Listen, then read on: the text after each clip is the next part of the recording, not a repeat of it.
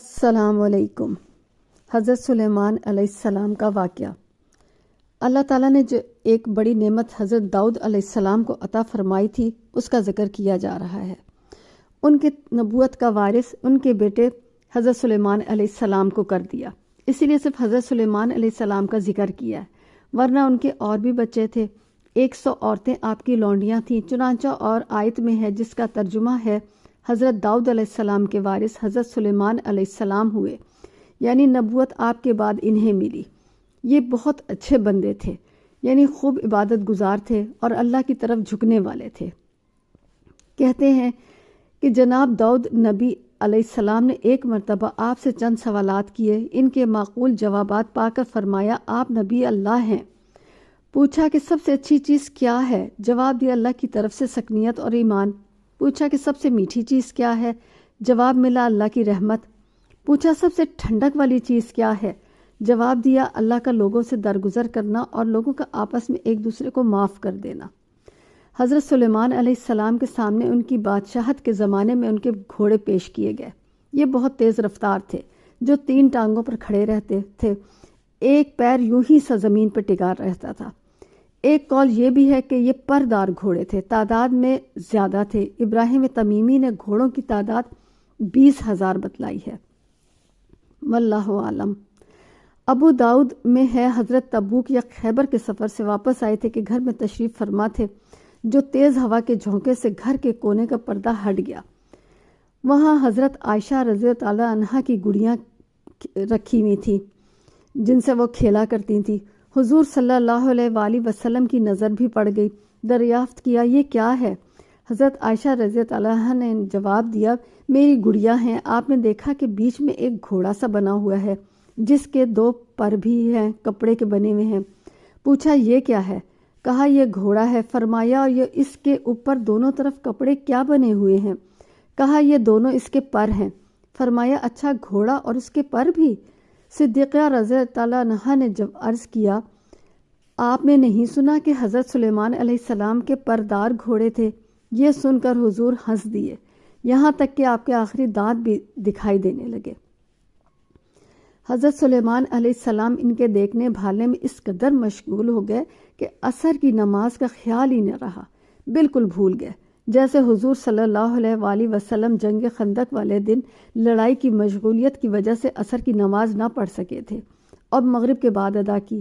چنانچہ بخاری و مسلم میں ہے سورج ڈوبنے کے بعد حضرت عمر رضی اللہ عنہ کفار قریش کو برا کہتے ہوئے حضور صلی اللہ علیہ وآلہ وسلم کے پاس آئے اور کہنے لگے حضور صلی اللہ علیہ وسلم میں تو عصر کی نماز بھی نہ پڑھ سکا۔ آپ صلی اللہ علیہ وآلہ وسلم نے فرمایا میں بھی ابھی تک نہیں ادا کر سکا۔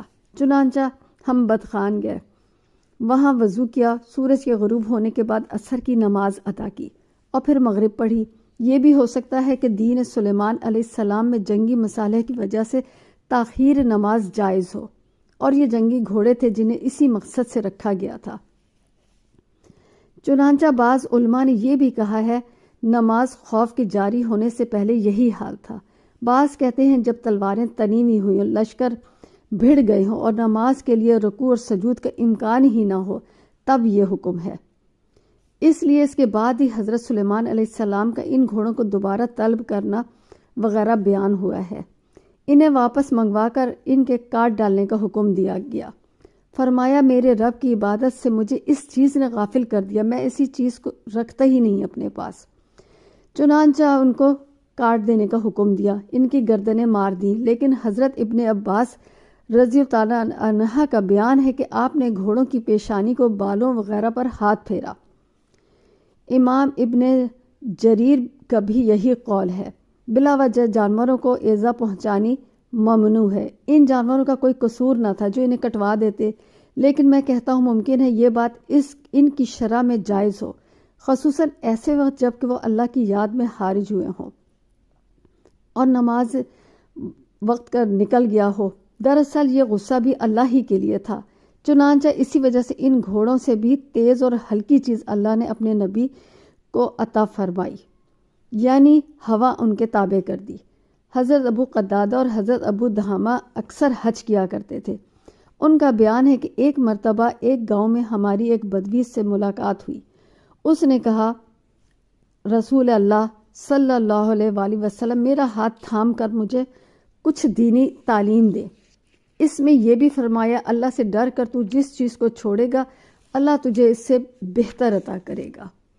ترجمہ ہے، ہم نے آسمان اور زمین اور ان کے درمیان کی چیزوں کو باطل اور ناحق پیدا نہیں کیا۔ یہ گمان تو کافر کا ہے، 100 کافروں کے لیے خرابی ہے آگ کی۔ کیا ہم ان لوگوں کو جو ایمان لائے اور نیک عمل کیے ان کے برابر کر دیں گے جو ہمیشہ زمین میں فساد مچاتے رہے ہیں؟ یا پرہیزگاروں کو بدکاروں جیسا کر دیں گے؟ یا بابرکت کتاب ہم نے تیری طرف اس لیے نازل فرمائی ہے کہ لوگ اس کی آیتوں پر غور کر لیں، عقل مند اس سے نصیحت حاصل کر لیں۔ اللہ ہمیں ہدایت دے، آمین۔